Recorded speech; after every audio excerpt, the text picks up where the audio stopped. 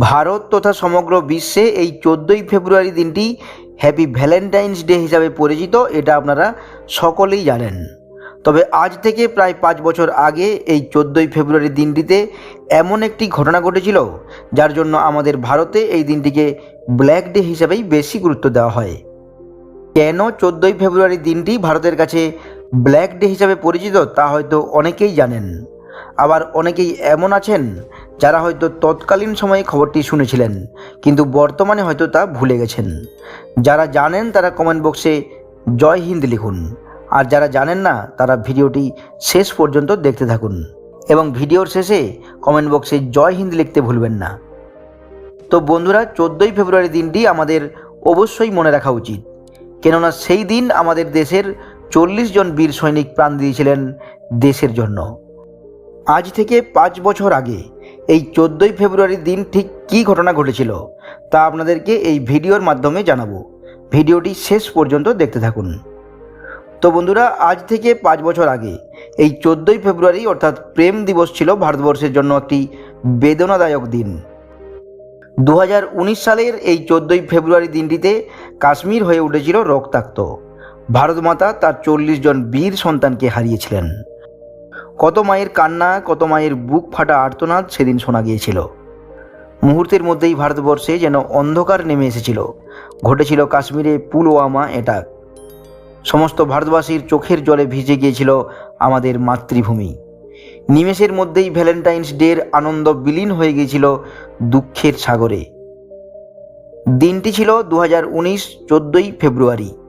জম্মু থেকে Srinagar 2500 central reserve force 78টি গাড়ি করে একটি কনভয়ের মধ্য দিয়ে 44 নম্বর জাতীয় সড়কে যাত্রা করছিল।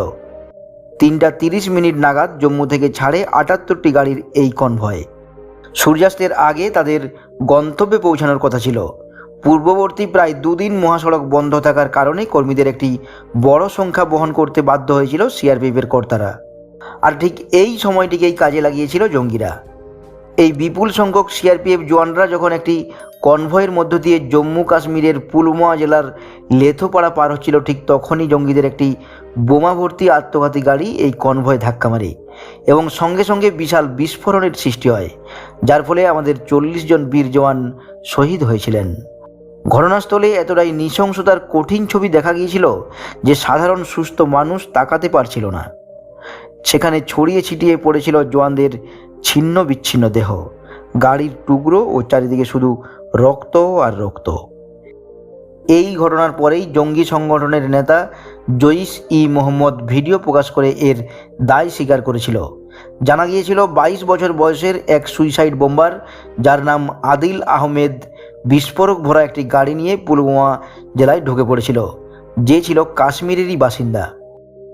ভারত এই হামলার জন্য প্রতিবেশী দেশ পাকিস্তানকেই দোষারোপ করেছে, কারণ তারা জানতো যে পাকিস্তান ছাড়া এই ধরনের জঘন্যতম কাজ আর কেউ করতে পারে না। কিন্তু পাকিস্তান পরবর্তীতে এই হামলার নিন্দা করেছে এবং এর সাথে তাদের কোনো যোগাযোগ থাকার কথা অস্বীকার করেছে। এই আক্রমণ ভারত পাকিস্তান সম্পর্কের উপর একটি গুরুতর আঘাত এনেছিল, যার ফলস্বরূপ 2019 সালে ভারত পাকিস্তান সামরিক অস্থিরতা দেখা দেয়। পরবর্তীকালে এই ঘটনায় ভারতীয় তদন্ত কমিটি 19 জন অভিযুক্তকে শনাক্ত করে এবং অগাস্ট 2021-এর মধ্যে অন্যান্য 6 জনের সাথে প্রধান অভিযুক্তকে হত্যা করা হয়েছিল এবং 7 জনকে গ্রেপ্তার করা হয়েছিল। তো বন্ধুরা, এই ধরনের ইনফরমেটিভ ভিডিওগুলি পাওয়ার জন্য ভিডিওটিতে একটি লাইক করে চ্যানেলটি সাবস্ক্রাইব করে দেবেন। জয় হিন্দ, বন্দে মাতরম।